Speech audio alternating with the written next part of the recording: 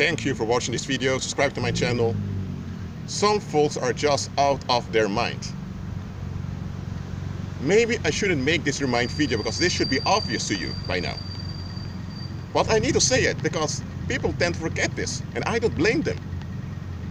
It's abnormal, but a lot of folks are just out of their mind. Example given. Let's say now you have a family.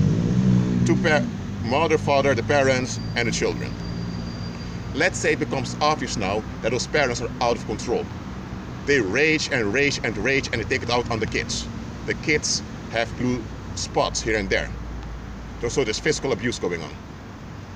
The people in the environment, who are the community, ought to stand up and say, no, we don't take this as a community.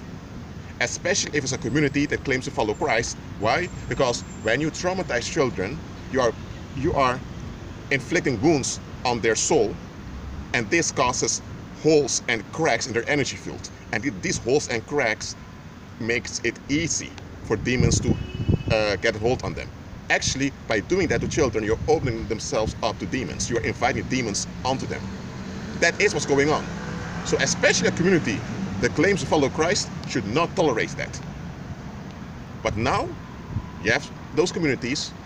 Let's say it's an unbelieving community. They just ignore it because they just want to be at ease.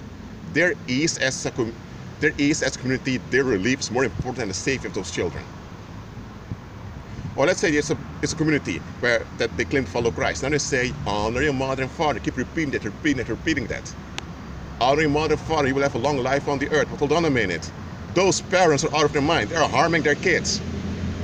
Those kids can't have a long life, especially not a healthy life, if they hold on to those two people. But what do a lot of church folks say? Honor your mother and father, just repeating Bible verses, and they think they're doing a holy thing. No, you look at the whole circumstance. Those people are out of their mind. Those children need to be freed from those abusive reprobates. And those reprobates ought to be put on a spiritual judgment. So as a community of believers, you pray for the recovery of those children. Maybe they're adults now, you pray for their recovery and for their deliverance, and you also pray for righteous judgment upon that whole community that permitted it to happen. It's not just those parents, it's the whole community that enables them. So both enablers as perpetrators need to be dealt with. So you pray in line with Christ. But do people preach this often? They preach, no, you need to walk in love, you need to forgive, you shouldn't let go of the past. They repeat facts, but out of context. Sorry, but such folks are out of their mind. Seriously.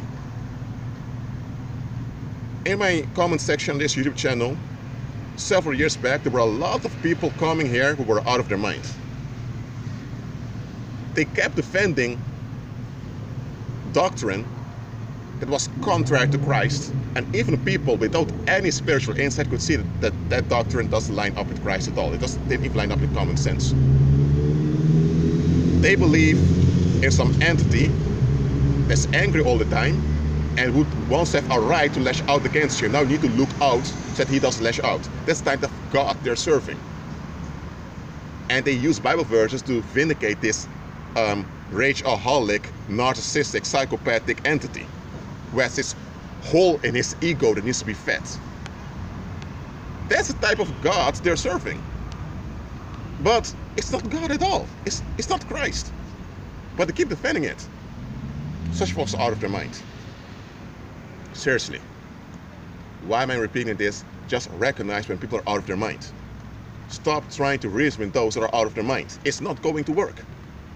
Look, if someone has a mental breakdown and they need help, that's a different thing. People with a mental breakdown, don't think just because they have a mental breakdown that they become violent. They only become violent when they are threatened. When everyone is threatened with physical violence, well, people tend to lose it because you're not in a normal state anymore. If someone comes with a knife to you, suddenly you do things you normally wouldn't do. So if someone just needs help, they need help. But there are people that need deliverance, and there are people you need to be delivered from. Know the difference. If someone belongs to the category that you need to be delivered from because they're holding on to the negative, I'm telling you, acknowledge what you're dealing with. I don't care if it's your mommy or daddy, or your children, or your boss, your spouse, or I don't care. If someone's out of their mind, they're out of their mind. Stop this whole respect thing. Okay, I agree you need to treat people in a loving, kind manner. I agree with that. But this whole respect doctrine that everyone receives from the world, give it up.